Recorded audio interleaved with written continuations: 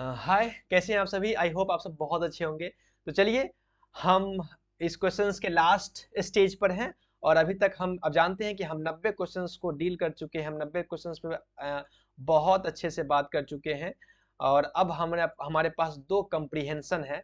उस कम्प्रीहेंशन को हम डील कर लेंगे। तो इस तरह से हमारा जो 100 क्वेश्चन जो है, ये जो 100 क्वेश्चन है वो पूरी तरीके से कंप्लीट हो जाएगा और आप वीडियो देख करके आप समझ लेंगे कि कितना ज़्यादा फायदेमंद ये क्वेश्चंस का सीरीज है। ठीक है ना। तो आइए हम जो हमारे पास 2 कम्प्रीहेंशन है उस कम्प्रीहेंशन को देख लेते हैं, समझ लेते हैं। कम्प्रीहेंशन पहला, क्योंकि आप जानते हैं कि जब हम बात करते हैं कम्प्रीहेंशन के बारे में, तो अगर आप हिंदी में कंफर्टेबल हो तो हिंदी में, इंग्लिश में कंफर्टेबल हो तो इंग्लिश में, लेकिन कम्प्रीहेंशन को एक मर्तबा पढ़ करके समझ लेना चाहिए अच्छे से, आराम से, पेशेंस के साथ। 3 मिनट 4 मिनट लगा करके कम्प्रीहेंशन को पढ़ लीजिए, 5 मिनट लगा करके कम्प्रीहेंशन को पढ़ लीजिए, समझ लीजिए। चाहे वो हिंदी में आप कंफर्टेबल हो तो हिंदी में, इंग्लिश में कंफर्टेबल हो तो इंग्लिश में, कोई इशू नहीं है। ठीक है ना। उसके बाद क्वेश्चंस को डील कीजिए, आपको आसानी होगी। क्योंकि मेरा मेरा यही मेथड है, तो मैं इसी मेथड से काम करता हूँ। अगर आपके पास कोई अच्छा मेथड होगा तो आप उसका भी इस्तेमाल कर सकते हैं, इसमें कोई दिक्कत नहीं है। आइए समझते हैं कम्प्रीहेंशन क्या कहता है। कहता है कि what passes for knowledge is of two kinds. Knowledge जो है वो 2 तरह के होते हैं। फर्स्ट, नॉलेज ऑफ फैक्ट, एक जो है वो फैक्ट है। And second, knowledge of the general connection between facts very closely connected. और दूसरा जो नॉलेज है वो एक समान कनेक्शन है, किसके साथ? फैक्ट के साथ, बहुत ही वेरी क्लोजली कनेक्टेड है। यानी एक नॉलेज तो फैक्ट है, एक नॉलेज 2 तरह के हैं, एक तो फैक्ट है और दूसरा जो है उस फैक्ट से बहुत ज्यादा क्लोज है, कनेक्टेड है ना। There is knowledge which may be described as mirroring. ये जो नॉलेज है जो फैक्ट से बहुत ज्यादा कनेक्टेड है, इसको आप एक प्रतिबिंब की तरह व्याख्या कर सकते हैं। ठीक है ना। And knowledge which consist in capacity to handle, और इस नॉलेज के पास उतनी कैपेसिटी होती है, क्षमता होती है कि वो हैंडल कर सकता है। Leibniz monads mirror the universe. जो मोनार्ड्स है, मोनार्ड्स करते हैं छोटे छोटे यूनिवर्स, कायनात का छोटा छोटा जो कण होता है उसे कहते हैं मोनार्ड्स। और जो लेबनीज का मोनार्ड जो है वो यूनिवर्स का, कायनात का एक मिरर है, एक आईना है, एक प्रतिबिंब है। ठीक है ना। तो and in this sense know it, और ये इसी तरह से जाना जाता है। But since monads never interact, लेकिन जो मोनार्ड्स है वो कभी इंटरेक्ट नहीं करता है। They can not handle anything external to themselves, वो खुद में कोई भी बाहरी चीज को हैंडल नहीं करता है। ठीक है ना। This is the logical extreme of one concept of knowledge, और ये जो है वो नॉलेज की अवधारणा का एक तार्किक चरम है। ये जो है, जो मैंने अभी बात कहा, मैंने क्या कहा? मैंने कहा कि नॉलेज 2 तरह के होते हैं। एक है फैक्चुअल, फैक्ट, और दूसरा है उस फैक्ट से कनेक्टेड, जुड़ा हुआ, बिल्कुल नजदीक से जुड़ा हुआ। उस चीजों को जो जुड़ा हुआ है फैक्ट से, उसको आप एक आईना की तरह, एक प्रतिबिंब की तरह व्याख्या कर सकते हैं कि ये जो है वो उस फैक्ट का आईना है। ये नॉलेज जो है उस फैक्ट का आईना है, उस फैक्ट का प्रतिबिंब है। इस आईने में, इस प्रतिबिंब में उस फैक्ट वाले नॉलेज को आप देख सकते हैं। और इसके पास वो क्षमता होती है कि इस नॉलेज के पास वो क्षमता होती है, जो जनरली कनेक्टेड है फैक्ट से, उसके पास वो क्षमता होती है कि वो हैंडल कर सकता है। ठीक है ना। और ये जो जो मैंने आपसे कहा ये बातें, ये जो है नॉलेज की अवधारणा का एक तार्किक चरम है, एक तार्किक लेवल है। ठीक है ना।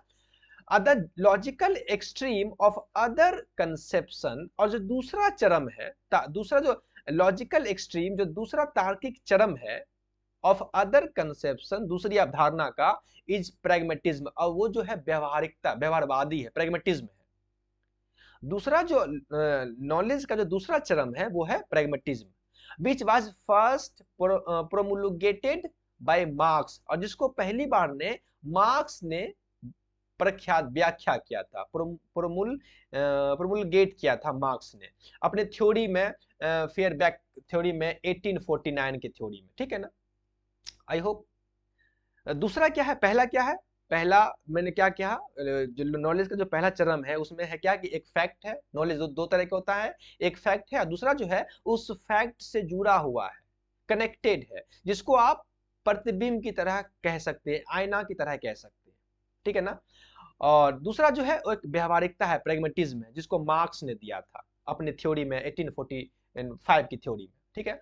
The question whether objective truth belong to human kind is not a question of theory but a practical question. प्रश्न जो वस्तुतः सत्य है, प्रश्न क्वेश्चन वेदर ऑब्जेक्टिव ट्रूथ, जो क्वेश्चन जिसका वस्तुनिष्ठ सत्य जो है वो इंसान के human belong to human kind, इंसान से जुड़ा हुआ है, is not a question of theory, वो एक सिद्धांतिक क्वेश्चन नहीं है बल्कि वो एक प्रैक्टिकल क्वेश्चन है। प्रश्न जो प्रश्न ऑब्जेक्टिव ट्रूथ है वो इंसान के ह्यूमन काइंड, ह्यूमन थिंकिंग के, इंसान के सोच से जुड़ा हुआ है, वो प्रश्न सैद्धांतिक नहीं है बल्कि प्रैक्टिकल क्वेश्चन है। द ट्रूथ सच्चाई, दैट इज ये है कि द रियलिटी, ट्रूथ सच्चाई ये है कि the reality and power of thought, जो थॉट का पावर है, जो उसकी रियलिटी है, must be demonstrated in practical practice. जो थॉट का पावर है, जो थॉट की रियलिटी है, ट्रूथ सच्चाई ये है कि जो थॉट का पावर है, थॉट की रियलिटी है, उसको हम प्रैक्टिस वे में डिमोन्स्ट्रेट कर सकते हैं, व्याख्या कर सकते हैं। Philosopher have only interpret the world in various way, philosopher जो है इस दुनिया को कई तरह से इंटरप्रेट किए, but the real task is to alter it, लेकिन जो वास्तविक काम है वो क्या है, वो है बदलना इस दुनिया को। अल्टर मतलब बदलना, इस दुनिया को बदलना। तो ये है कंप्रीहेंशन। आइए इसके आंसर्स को देखते हैं। कहता है 91 कि philosopher have only interpret the world in various वे, जो फिलोसफर जो हैं, दार्शनिक जो हैं, वो इस दुनिया को जो इंटरप्रेट करते हैं वो अलग अलग तरीके से करते हैं। This sentence closely sound a kind to, ये जो सेंटेंस है वो किससे जुड़ा हुआ है, वो सेंटेंस जुड़ा हुआ है सत्यमेव जयते से, सच्चाई की हमेशा जीत होती है, उससे जुड़ा हुआ है? बिल्कुल नहीं। एकम सत्य विप्रा बहुधा वेदांती, ये एक संस्कृत का स्लोगन है जिसका मतलब होता है कि जो ज्ञानी लोग होते हैं एक बात को अनेक प्रकार से कई तरह से एक्सप्लेन करते हैं, और ये इसका इसी का आंसर है जो क्वेश्चंस में नहीं दिया हुआ है, लेकिन इसका जो फिलोसफिकल थॉट है वो यही है कि philosopher have only interpret the world in various वे। ये जो सेंटेंस है वो क्लोजली रिलेटेड है एकम सत विपरा बहुधा वेदंती, यानी कि जो फिलोसफर होते हैं, जो ज्ञानी होते हैं, वो चीजों को अनेक प्रकार से एक्सप्लेन करते हैं, ठीक है ना। अच्छा, there is a smoke on the hill, there must be fire, इसका मतलब क्या हुआ कि there is a smoke on the hill, यानी कि एक पहाड़ में, एक पहाड़ है और उस पहाड़ में धुआं हो रही है, मस्ट बी द फायर, तो वहां आग होने की पूरी आशंका है। दिस नॉलेज इज, देखिए ये जो आग है वो फैक्ट है, ठीक है ना, फैक्ट है, और ये जो स्मोक है वो इसको इससे कनेक्ट कर दिया गया, जो मैंने पहले ही कहा आपसे यहाँ कि एक होता है फैक्ट और दूसरा होता है नॉलेज, जो उस फैक्ट से जनरली कनेक्ट कर दिया जाता है। इसका आंसर क्या होगा? इसका आंसर होगा नॉलेज ऑफ फैक्ट नहीं। देयर इज ए स्मोक, यहाँ स्मोक की बात हो रही है, ऑन द हिल, एक पहाड़ पर एक धुआं है, पहाड़ पर धुआं है, देयर मस्ट बी फायर, वहां आग होने की पूरी संभावना है। तो ये जो फायर है वो फैक्ट है और जो स्मोक है वो फायर जो फैक्ट से जो है जनरली कनेक्टेड है। तो नॉलेज ऑफ जनरल कनेक्शन, इसका आंसर हो जाएगा डी नंबर। आई होप आप समझ गए होंगे इस बात को। Next question, according to paragraph के हिसाब से the real aim of knowledge, knowledge का रियल एम क्या है? पैराग्राफ के हिसाब से नॉलेज का रियल एम क्या है? नॉलेज का रियल एम है इस दुनिया को बदलना, अल्टर द वर्ल्ड, दुनिया को बदलना, यहां लिखा हुआ था। रियल टास्क जो है, रियल टास्क वो अल्टर इट है, दुनिया को, वर्ल्ड को, कहाँ है वर्ल्ड, वर्ल्ड को एक्सप्लेन करना नहीं है, अलग अलग तरह से वर्ल्ड को एक्सप्लेन करना नहीं है, बल्कि वर्ल्ड को चेंज करना है, बदलना है, और यही इसका अल्टर द वर्ल्ड, यही इसका आंसर होगा, ठीक है ना। 94, इन फिलोसफी ऑफ एजुकेशन में who is consider as a father of pragmatism, father of pragmatism, philosophy में प्रैग्मेटिज्म के पिता कौन है? आप अगर नहीं पढ़ेंगे तो आप जॉन डीवे मार देंगे, जॉन डीवे। लेकिन जॉन डीवे कब होगा? जब बात करेंगे साइकोलॉजी